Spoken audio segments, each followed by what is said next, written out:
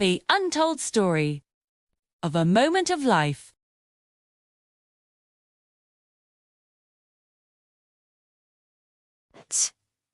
Have you ever had a friend who just vanished? Someone who was a huge part of your life one day and then completely gone the next? I have, and after 40 years, I'm still looking for her. Her name is Jasmine, and this is our story. Back in elementary school, I was a quiet kid, a bit of a loner. Then Jasmine came into my life. She was everything I wasn't, radiant, with beautiful long hair and a smile that could light up the entire classroom. But despite all the attention she got, she was incredibly kind. And for some reason, she chose me to be one of her only friends. Our bond was instant and deep. We were inseparable, sharing secrets, dreams, and all the little adventures that make childhood so magical. One afternoon, she invited me to her home. It was a day I'll never forget. Her house was a small, humble place right beside a bridge. It wasn't big or fancy, but it was filled with warmth. It was just her and her mother living there. I was so happy to finally meet her mum, who was just as kind and welcoming as Jasmine. She cooked us a simple but delicious meal, and we sat around the table eating and telling stories. I remember laughing so hard my stomach hurt. In that small house by the bridge, I felt like I was part of their family. It was one of the happiest days of my childhood. The next day at school, Jasmine's seat was empty. I didn't think much of it at first. Kids get sick. But then another day passed, and a week went by, and there was still no sign of Jasmine. A knot of worry started to form in my stomach. After school, I ran home and begged my mother to take me to Jasmine's house.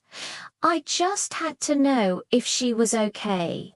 When we got to the bridge, my heart sank. The house was empty. Not just empty, but completely cleared out.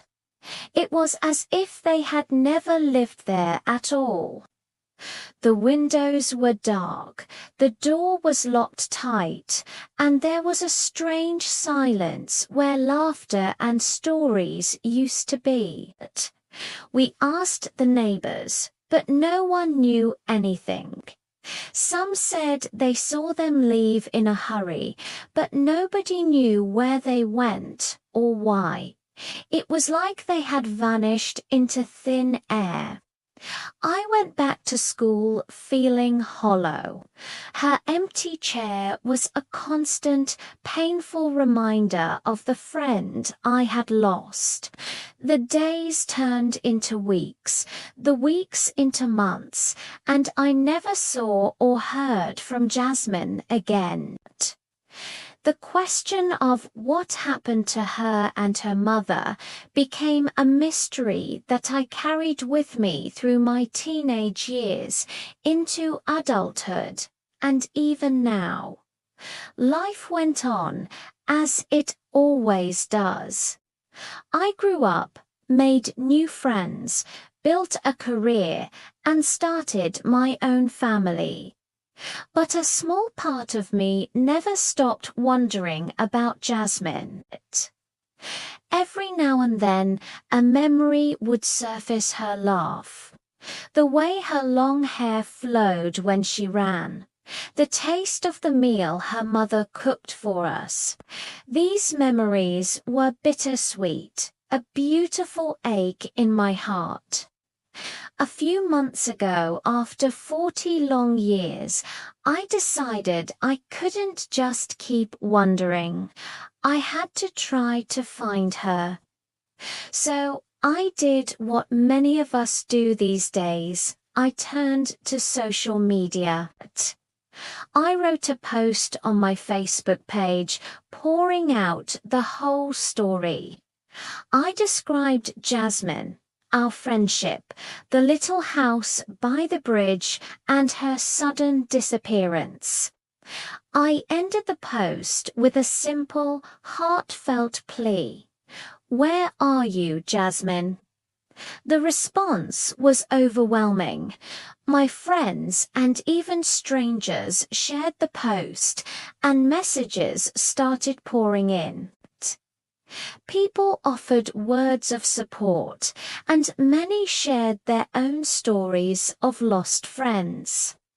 But along with the support came the theories and rumors, whispers from the past that I'd never heard before. Some people who claimed to have known of her family back then suggested a complicated story. They said that Jasmine's mother was a mistress, and they had to flee to escape a difficult or dangerous situation. This theory painted a picture of a life on the run, a life of hiding and secrecy. It made me sad to think that my beautiful, kind friend might have been living under such a heavy burden. Was their sudden departure an escape? Was that why no one knew where they went? Then there were the more unbelievable stories, the kind that blur the lines between reality and folklore. Some of the older folks from my hometown whispered another tale. They spoke of Encantos, mythical enchanted beings from Filipino folklore who are said to live in nature near bridges, rivers, or large trees. The story went that Jasmine and her mother were not entirely of this world, that they were encantos who had lived among mortals for a time and had simply returned to their own realm. It sounds fantastical, I know, but in a place where folklore is woven into the fabric of daily life, some people truly believed it. They said their beauty was otherworldly, their kindness a magical gift. Hearing all these theories, from the painfully realistic to the wildly supernatural, has been a strange experience. Part of me wants to dismiss the Encanto stories as old wives' tales. But another part of me, the child who saw magic in Jasmine's friendship, can't help but wonder, could their disappearance really be something beyond our understanding? But regardless of the reason, the core of my search remains the same. I miss my friend, I miss the girl who chose me, the girl who shared her home and her heart with me.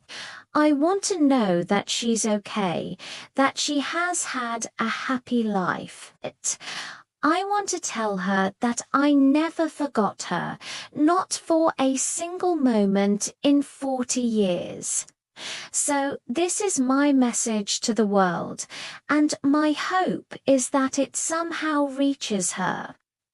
Jasmine, if you are out there, if you remember the quiet girl from elementary school, if you remember our afternoon in your little house by the bridge, please know that I am looking for you. It doesn't matter why you left. All that matters is finding you again. I just want to hear your voice, to see your smile, and to finally solve the mystery that has been a part of my life for so long. Maybe this is a long shot, but I have to try.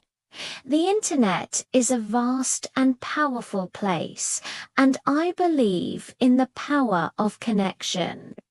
Someone out there might know something, a small clue that could lead me to her. If you have any information, or if you are Jasmine, please reach out. After all this time, I'm still waiting for my friend. Thank you all for listening to my story. If you could share this, it would mean the world to me. You never know who it might reach. Please follow my channel for any updates on this search. Thank you.